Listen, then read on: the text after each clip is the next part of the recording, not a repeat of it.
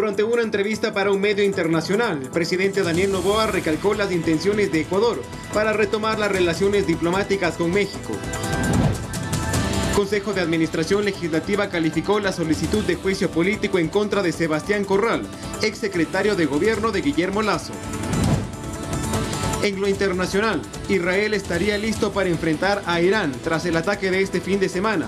Sin embargo, Estados Unidos estaría evitando que el conflicto se incremente.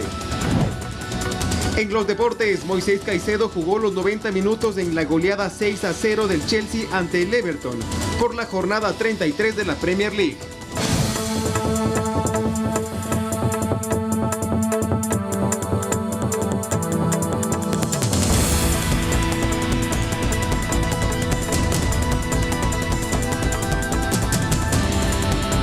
Lunes 15 de abril del 2024, amigos, buenas noches, bienvenidos a la emisión estelar de Noticias 7. Los invitamos, como siempre, para que nos sigan en el telégrafo.com.es, en ecuadortv.es, en el dial de Pública FM y a través de nuestras redes sociales. Fer, ¿cómo estás? Buenas noches.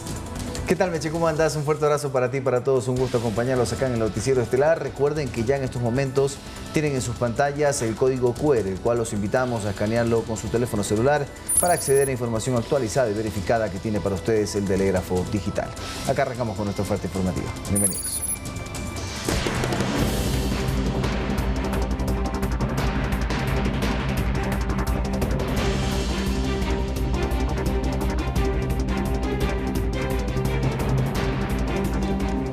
Estados Unidos está centrado en evitar que el ataque de Irán a Israel se convierta en un conflicto regional más amplio, según un portavoz de la Casa Blanca, mientras el gobierno de Israel analiza si responderá o no el ataque del pasado fin de semana. Según el embajador de Israel en Ecuador, su ejército tiene la capacidad para enfrentar a Irán, así como su seguridad tiene algunas capas de defensa. Se mantiene la tensión entre Israel e Irán. Según Zach Sarid, embajador de Israel en Ecuador, fue un ataque histórico, pues es la primera vez que Irán ataca directamente a Israel. Irán está atacando a Israel todo el tiempo, pero a través de sus apoderados, que son más que todo Hamas en la Franja de Gaza, Hezbollah en Líbano, los hutíes en Yemen y las milicias chiitas de Siria y de Irak. Irán atacó con más de 300 drones y misiles, que según indicó el diplomático israelí, el 99% fueron interceptados. Israel obviamente tiene todo el derecho a responder y también es probable que vamos a responder, pero el gobierno de Israel tiene que decidir. Ante este contexto, el Consejo de Seguridad de la ONU se reunió la noche del domingo de emergencia para analizar el ataque y establecer medidas. En este espacio, el cruce de acusaciones fueron visibles. Este ataque traspasó toda la línea roja. Israel se reserva su derecho legal a responder. No somos esa rana en agua hirviendo, somos una nación de leones. Desde que empezara la guerra israelí contra el pueblo palestino en Gaza, más de 34.000 civiles, de ellos 2/3 partes mujeres y niños, han resultado muertos. Todas las infraestructuras civiles han sido atacadas y destruidas por Israel. De su lado, el portavoz del Consejo de Seguridad Nacional de la Casa Blanca, John Kirby, reiteró que Estados Unidos está centrado en evitar que el ataque se convierta en una espiral de un conflicto regional más amplio. Respetamos su proceso soberano de toma de decisiones. Lo que queremos es que disminuyan las tensiones. No queremos ver una guerra más amplia. Y todo lo que el presidente ha estado haciendo, incluyendo poner a las fuerzas estadounidenses en la lucha el sábado por la noche para defender a Israel, que creo que es la primera vez que se ha hecho. Ha sido desescalar para bajar las tensiones y poner recursos en la región para enviar una fuerte señal a cualquiera que pueda actuar en contra de nuestros intereses o de los intereses de nuestros aliados y socios, que es inaceptable. Finalmente, el embajador Sarid detalló que de continuar los ataques, Israel tiene un ejército fuerte para enfrentar a Irán, así como múltiples capas de seguridad que contrarrestarán incluso misiles balísticos y de cruceros que vengan de larga distancia. Olga Velasco, Noticias 7. Y de regreso a las noticias nacionales, la Fiscalía extraerá la información de los 2 teléfonos celulares y una tablet que fueron incautados durante la captura de Jorge Glass en la Embajada de México en Quito el pasado 5 de abril. Esto en el marco de las investigaciones en el caso Reconstrucción de Manabí. Veamos. La Corte Nacional de Justicia aceptó el pedido del fiscal general subrogante Wilson Toaenga para explotar los dispositivos de Jorge Glass. El impulso fiscal señala que se proceda a la exhibición, el reconocimiento, preservación, extracción, análisis, materialización y transcripción de la información contenida en los dispositivos ingresados con cadena de custodia en el Centro de Acopio de Indicios de Evidencias del Distrito Metropolitano de Quito. Se trata de 2 teléfonos inteligentes y una tablet que Jorge Glass utilizaba para comunicarse dentro de la Embajada de México en Quito, mismos que le fueron incautados el pasado 5 de abril cuando fue capturado por miembros de la policía. Según el artículo 475 y 477 del Código Orgánico Integral Penal, donde se basa este impulso fiscal, establece que para proceder con la apertura y examen de documentación que pueda tener relación con los hechos, se notificará previamente al interesado, se leerá de forma reservada, informando del particular a la víctima y al procesado, y además que si la correspondencia u otros documentos están relacionados con la infracción que se investiga, se los agregará al expediente fiscal después de rubricados. Caso contrario, se los devolverá al lugar donde fueron tomados o al interesado. Esta acción se da en el marco de las investigaciones por el caso de reconstrucción de Manabí, donde se indaga una posible malversación de fondos públicos que se recaudaron para la reconstrucción de una de las provincias más afectadas tras el terremoto del 2016. Esto a pesar de que el juez Julio Inga, el pasado viernes, declaró que la detención de Jorge Glass en la Embajada de México en Quito fue ilegal y arbitraria. Sin embargo, permanecerá en prisión, pues debe terminar de cumplir sus sentencias por asociación ilícita y cohecho, en el caso de y sobornos, respectivamente. Edison Saavedra, Noticias 7. El presidente Daniel Noboa, en una entrevista con un medio extranjero, se refirió a temas de coyuntura como las relaciones diplomáticas con México tras la captura de Jorge Glass en la embajada del país azteca en Quito y reiteró sus intenciones de retomar lazos con el gobierno de Manuel López Obrador.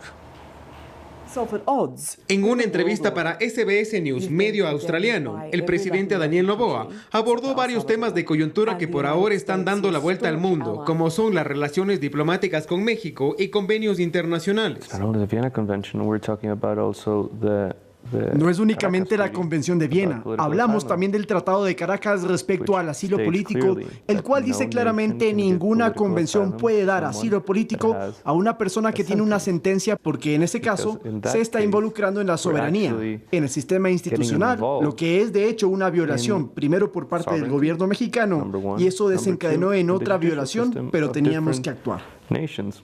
El primer mandatario recalcó lo que se había dicho antes, que existía un alto riesgo de fuga de Jorge Glass y además que el capturado tiene sentencias ejecutoriadas pendientes con la justicia de nuestro país.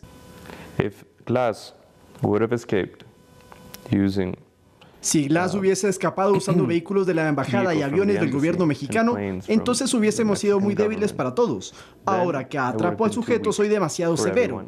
Entonces es un poco difícil complacer a todo el mundo, pero la mayoría de ecuatorianos están felices con mi decisión.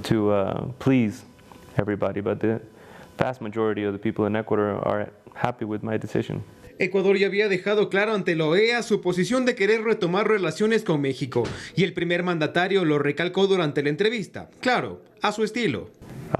Invitaré al presidente Obrador a un ceviche o probablemente podamos comer unos tacos y podamos hablar.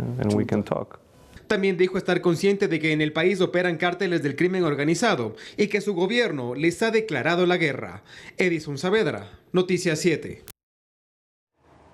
Y es momento de conocer las preguntas de la consulta popular que los ecuatorianos tendremos que responder este domingo 21 de abril. En nuestro segmento A la Consulta Bien Informado, junto a Mili Zambrano.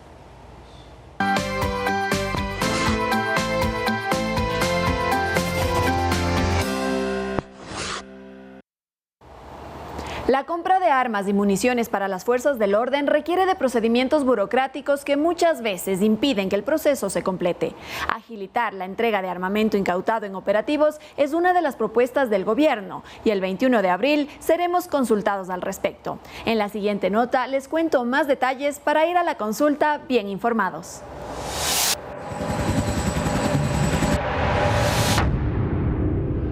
El decomiso de armas en puertos, embarcaciones, cárceles, casas, caletas, en alta mar y hasta debajo de la tierra es noticia cotidiana en nuestro país.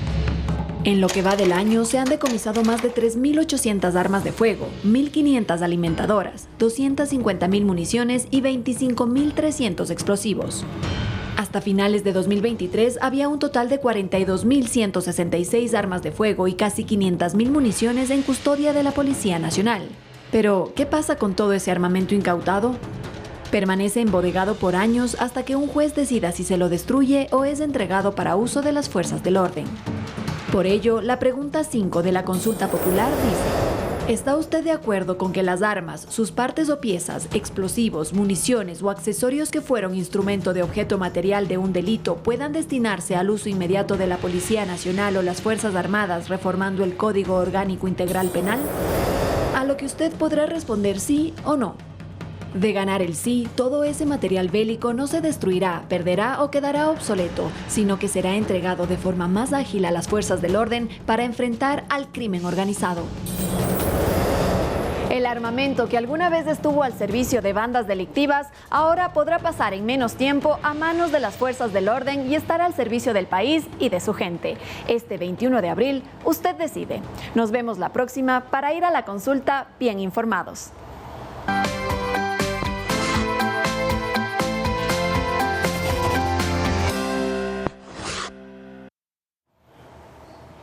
Ecuador entra en la recta final de cara a la consulta popular y referéndum de este domingo. De acuerdo al calendario electoral, este jueves sufragarán los privados de libertad sin sentencia condenatoria ejecutoriada y el viernes se realizará el voto en casa.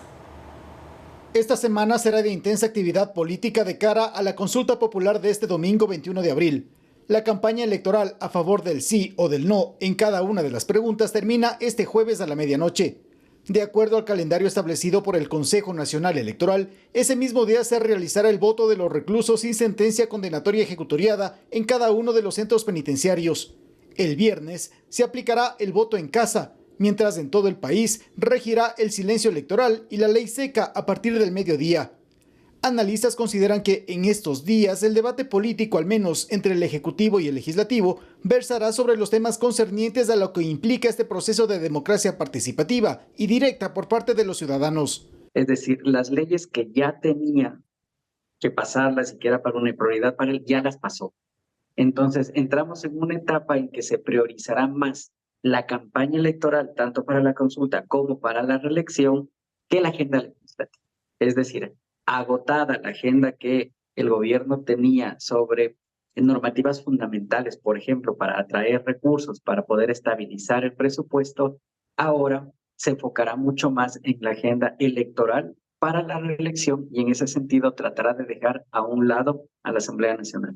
Sobre este punto coincide el politólogo Alejandro Zavala, quien además sostiene que la agenda de la Asamblea deberá reajustarse.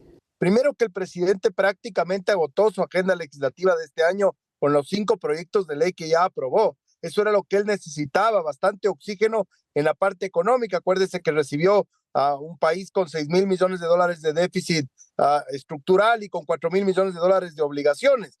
Y de eso están conscientes quienes forman parte de las bancadas políticas en la primera función del Estado. De las 11 preguntas, tenemos preguntas de plebiscito, es decir, que se preguntan conceptos que luego tienen que ser adecuados a la legislación con reformas. Entonces habrá que reformar el Código Orgánico Integral Penal, la Ley de Armas, la Ley de Fuerzas Armadas. Si la contratación por horas es aprobada, vamos a tener que también regular en debida forma el Código de Trabajo para que no se atropellen derechos y para que esto no sea una preocupación, porque lo que se busca es un concepto que genere nuevas plazas de trabajo. El Consejo Nacional Electoral estima para el 5 de junio publicar los resultados oficiales y definitivos de la consulta popular y referéndum. Javier Ceballos, Noticias 7. Y el Consejo Nacional Electoral habilitó la capacitación en línea para los miembros de las juntas receptoras del voto. Hasta la fecha, el promedio nacional de capacitación es del 72.26%. En la siguiente nota les contamos los detalles. Para el proceso electoral que vivirán los ecuatorianos este próximo 21 de abril, ya se cuenta con un 72,26% de los miembros de las juntas receptoras del voto capacitados. Para facilitar este proceso, a quienes fueron convocados, el Consejo Nacional Electoral CNE habilitó la capacitación en línea. Es un link donde le bota un repositorio donde están todos los links de las salas virtuales en las que ustedes pueden capacitarse con horarios. Esta se llevará a cabo en diferentes horarios y será a través del link capacitacionelectoral.cne.gov.es. Pero además continuarán habilitados los puntos de capacitación presencial hasta este sábado 20 de abril. ¿No? Los talleres de capacitación duran alrededor de una hora y media, dependiendo de cómo es la dinámica del grupo. Y los talleres virtuales, esos están durando alrededor de una hora de capacitación. Y los pueden encontrar en www.cne.gov.es. Por otra parte, el director de la Delegación Electoral de Pichincha, Alexis Fuentes, mencionó que ya se encuentran listos para realizar el voto de las personas privadas de la libertad este jueves 18 de abril y el viernes 19, el voto en casa. Para eso nosotros ya hemos coordinado conjuntamente con la SNAI los acercamientos para el tema de seguridades de nuestro personal dentro de las cárceles. Entre las sanciones electorales se encuentran, por no sufragar, el 10% del salario básico unificado, es decir, $46. Para los miembros de la Junta Receptora del Voto que no se capaciten, también será de un 10% de un salario básico unificado. Mientras tanto, para los miembros de la Junta Receptora del Voto que no se presenten a su Junta Receptora, será de un 15%, es decir, $69, mientras que para aquellos miembros que abandonen la Junta Receptora del Voto el día del sufragio, será entre 10 y 20 salarios básicos unificados, es decir, entre $5.060 a $9.200. Manuela Bedón, Noticias 7. El CNE habilitó el cambio de domicilio electoral para las elecciones generales en el 2025. ¿Hasta cuándo se puede realizar? Aquí le contamos. Este próximo 21 de abril, los ecuatorianos acudiremos a las urnas y si no lograste cambiarte de domicilio, no te preocupes, que para las próximas elecciones generales en 2025 sí podrás hacerlo. Así lo informó el CNE. Hasta el 11 de mayo estará habilitada la opción para realizar el registro de cambio de domicilio electoral. El servicio estará disponible tanto en las 24 delegaciones provinciales como en línea. Durante este periodo, también se permitirá la inscripción de extranjeros y la habilitación del registro electoral pasivo. Así que si quieres hacer el cambio de manera presencial, deberás presentar la cédula de identidad y la planilla de un servicio básico del domicilio actual. En línea, estará disponible para ecuatorianos que residan en el país y en el exterior y pueden realizarlo en la página www.cne.gov.es. Dar clic en la opción Trámites y Servicios, ir a Servicios Ciudadanos, luego en Servicio en línea y finalmente en Cambio de domicilio electoral, nacional o en el exterior, según sea el caso. Allí deberás presentar formulario de cambio de domicilio electoral firmado, cédula de identidad o pasaporte escaneado, foto del rostro del ciudadano sosteniendo su cédula de identidad, planilla de servicios básicos escaneada u otro documento que muestre la dirección del domicilio. Y en el caso de Galápagos se incluirá el carnet de residencia temporal o permanente. Aquí te dejamos estas dos opciones de cambio de tu domicilio para que en 2025 acudas sin problema a tu nuevo recinto electoral. Ahora veamos el valor que tiene el trabajo por horas en el Ecuador. Recordemos que también hay una tabla sectorial en el que distintas profesiones y oficios tienen su propio salario básico. Veamos. Estamos a pocos días de ir a las urnas para la consulta popular y referéndum. Una de las preguntas a consultarle a los ecuatorianos es la referente al contrato de trabajo por horas. Lo que se plantea es que mediante esta modalidad se incrementen las plazas laborales y se reconozcan las prestaciones sociales. Por eso cabe preguntarse también, ¿cuánto es el valor por hora que debe recibir una persona si nos basamos en el salario básico unificado de $460? La ministra de Trabajo lo explicó en Noticias 7. Un horario normal de 8 de la mañana a 5 de la tarde va a ganar la hora $3.80. Si trabaja en horas suplementarias hasta las 12 de la noche, el valor va a ser de $5.70 porque tengo que hacer el recargo que determina el artículo 50 del Código de Trabajo. Si trabaja pasadas las 12 de la noche, un sábado o un domingo o días feriados, va a ganar más de $7. Es decir, la hora extraordinaria es de $7.60 por ser el doble de la hora normal. Pero atención, esto aplica para labores del salario básico. Recordemos que en el Ecuador hay una tabla sectorial de la mínima remuneración para otras profesiones. Sectoriales, por ejemplo, producción pecuaria, que el valor es diferente, pesca, acuacultura, maricultura, minas, canteras, yacimientos, comercialización y venta de productos. Escuchemos ejemplos. Un chofer de un transportista que, por ejemplo, traslada con los camiones los productos de la sierra a la costa o a la inversa, ellos van a ganar trabajando un sábado o domingo $8.23. Estas cifras ayudarán a conocer cuánto cobrar por hora laborada. El nuevo contrato regiría si gana el sí. A fin de que se pueda, a partir del 1 de mayo, contratar en el sector agrícola al mayor número de personas. El trabajo por hora se aplicará cuando no sean funciones habituales en la actividad de una empresa. Lautaro Andrade Castro, Noticias 7.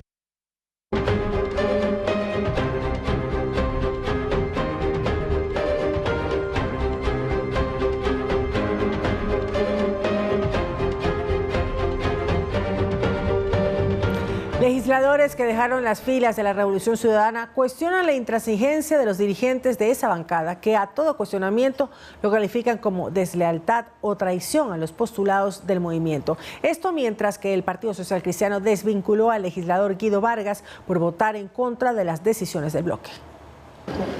Milton Aguas asegura que renunció a la Revolución Ciudadana porque no estuvo de acuerdo en votar en contra de la ley turística enviada por el Ejecutivo y que claramente iba a beneficiar a la provincia a la cual representa, Galápagos. Considera que es una vieja práctica política oponerse por oponerse a una iniciativa legal.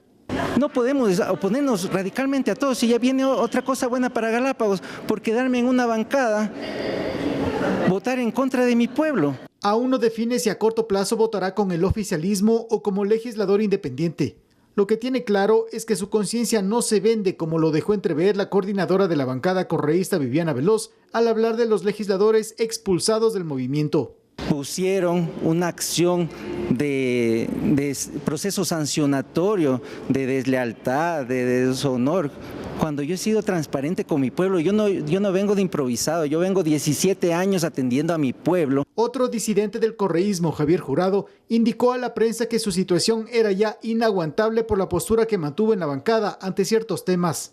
Había un desgaste en la relación al momento que ya no nos saludábamos con algunos de los compañeros, cosa que no me parecía normal. Creo que pensamos en cierto momento igual, pero hoy yo voy a estar con quienes quieran sacar al país adelante de manera rápida, lógica, inteligente. Militantes del Partido Social Cristiano y aliados defendieron la decisión de la directiva del social cristianismo de separar al legislador Guido Vargas por votar en contra de decisiones de la bancada. Sabemos que hay ahora una nueva persona del bloque que ha sido separado, pero también hay personas de otras bancadas que también han mostrado su interés por adherirse al bloque del PSC.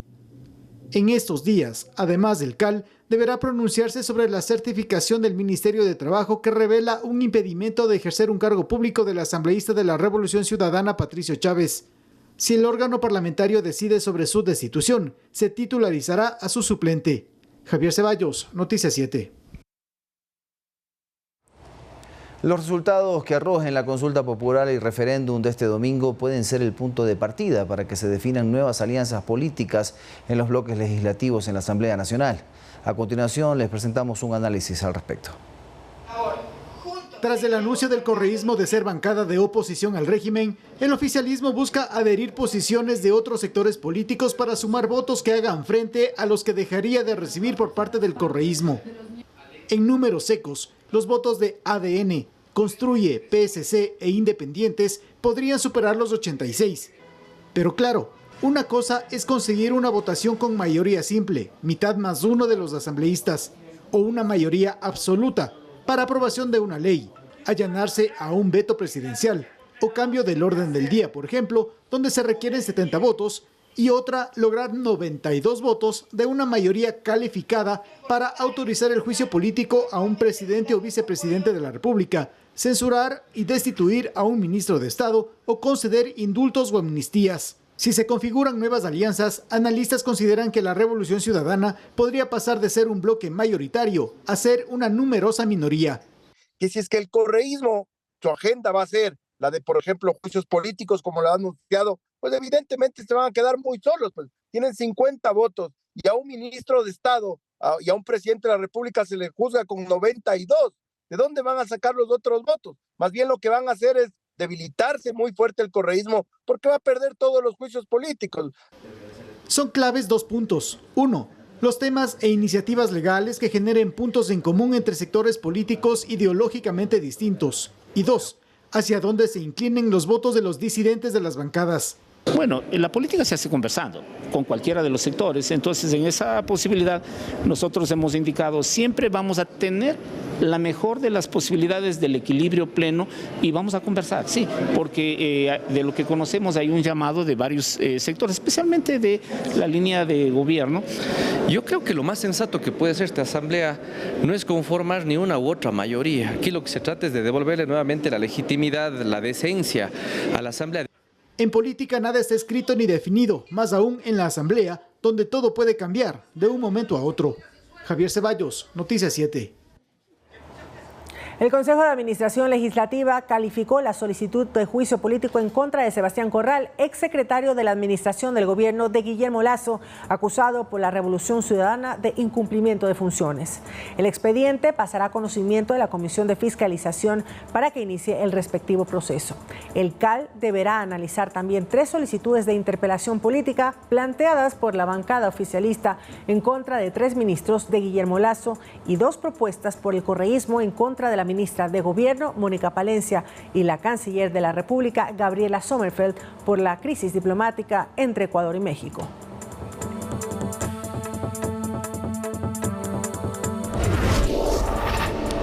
Y la Contraloría determinó la destitución de 10 funcionarios del municipio de Guayaquil que estarían inhabilitados para ejercer cargos públicos. Esto tras establecer que tendrían relaciones de parentesco o afinidad con 2 concejales y con la exdirectora de Recursos Humanos de dicha institución. Veamos. La destitución recae directamente sobre la exalcaldesa de Guayaquil, Cintia Viteri, la exdirectora de Recursos Humanos del Cabildo y 8 funcionarios de la institución por presunto nepotismo.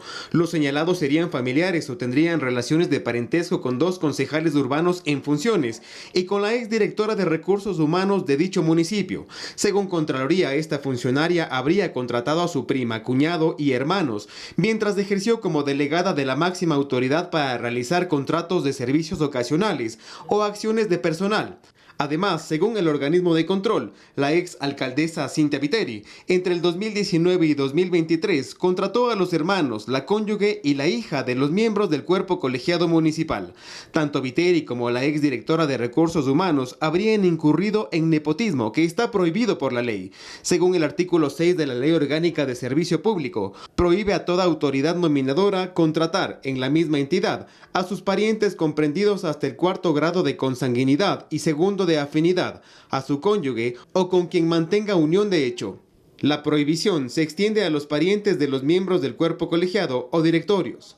La auditoría concluyó que no se implementaron los controles necesarios para evitar que se contrate a personal inmerso en las inhabilidades y prohibiciones para ejercer cargos públicos en la entidad. Contraloría también señala que en caso de confirmarse las destituciones, las personas sancionadas no podrán ejercer cargos públicos por 2 años y según la LOCEP, transcurrido ese periodo, no podrán reingresar a trabajar en el municipio de Guayaquil. Tanto Viteri como la exdirectora de Recursos Humanos tendrán 30 días para presentar pruebas que desestimen la acusación. Después de esto, la Contraloría podrá confirmar si hubo o no nepotismo y podrá determinar responsabilidades. Edison Saavedra, Noticias 7. Más información, amigos. En Guayaquil, 250 becas de educación superior se entregaron este lunes como parte del programa Globo Común. Estas se dividen en 9 subvenciones para educación de tercer nivel, 100 para nivel tecnológico, 128 para 4º nivel y 13 para capacitación. Los programas de estudio cuentan con el apoyo de universidades europeas y son costeadas por un fondo internacional. Según el presidente Daniel Noboa, la meta es entregar 100.000 becas en este año. Trabajar para la juventud es trabajar para la formación profesional, para crear empleo y trabajar para la seguridad ciudadana. La necesidad del país de contar con profesionales que tengan los conocimientos y herramientas acordes a los requerimientos de la sociedad actual, del mundo globalizado e interconectado, es importante satisfacerla. Y no menos importante es que nuestros jóvenes y profesionales tengan la posibilidad de educarse y especializarse en igualdad de condiciones. Que el único limitante sea uno mismo. Y que lo hagan en centros de educación superior que cuenten con los más altos estándares de calidad académica, tanto nacional como internacional. Y en otros temas, 2 puentes tipo Bailey fueron entregados en los cantones Bolívar y Tulcán, en la provincia del Carchi, para establecer la conectividad. Las estructuras son de 36 metros y se espera que el montaje finalice en los próximos meses. Según esto lo explicó el ministro de Trabajo, Roberto Luque. Los 2 puentes eran los requeridos por los moradores de las zonas aledañas a quebradas y ríos que se vieron afectadas por el incremento de los caudales y por el deslizamiento de tierra. Estuvo a punto de no ser una realidad, y lo tengo que decir con total franqueza. Cuando nosotros llegamos al ministerio, un proceso de adquisición de puentes Bailey de 845 metros por $5 millones tenía un informe técnico para declarar desierto el proceso. Nosotros entramos y, como digo de nuevo, con sentido de urgencia, con empatía con la gente, hicimos todo lo posible y lo imposible para rescatar ese proceso, y los resultados empiezan a estar a la vista. En Quito, Guayaquil, Cuenca, Riobamba, Santo Domingo de los Áchilas, Manta, Loja y Ambato se reportaron cortes de luz durante este lunes. Esto fue provocado por que los semáforos no funcionaran con normalidad, generando caos vehicular. Además, en Guayaquil, Aerovía suspendió su servicio. Por el momento, no hay un pronunciamiento oficial que explique los motivos de los apagones.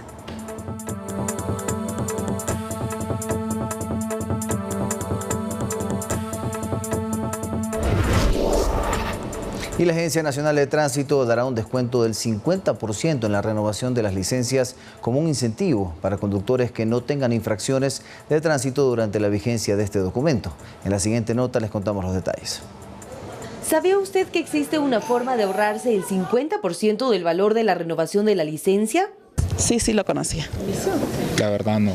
Pues desde el 2021 la Agencia Nacional de Tránsito implementó este incentivo con el objetivo de promover una correcta cultura vial. Estamos dando el beneficio a las personas por lo que son buenos conductores y más que todo por lo que es la seguridad vial. ¿Pero de qué se trata? Es un descuento del 50% para todos aquellos conductores que no reflejen multas en su licencia o vehículo. Además, deben tener todos los puntos de su licencia. Este beneficio es automático. En la página web, el momento de generar la orden de pago no le va a salir los $68, sino le va a salir $34. En el caso de las licencias profesionales, en vez de salir lo que son $110, van a ser solo $55. Para los conductores, esta es una medida positiva. Me parece súper bien de que tomen esta iniciativa, es un apoyo para las personas y más que todo es muy beneficioso. Parece súper bien, ya que nos ayuda a manejar con más precaución en las vías y evitar mayor tragedia en la vía. El coordinador general de gestión de la ANT, Roberto Benavides, también explicó que existen 2 mecanismos para recuperar los puntos en el documento de conducir. Generalmente las opciones que se tiene para esto es en las escuelas de recuperación de punto, o cuando en un año que no hayan cometido más infracciones se pueda recuperar igual los puntos. Hasta la fecha, la Agencia Nacional de Tránsito registra un 15% de los conductores que se han beneficiado de ese documento al momento de renovar sus licencias. Manuela Bedón, Noticias 7.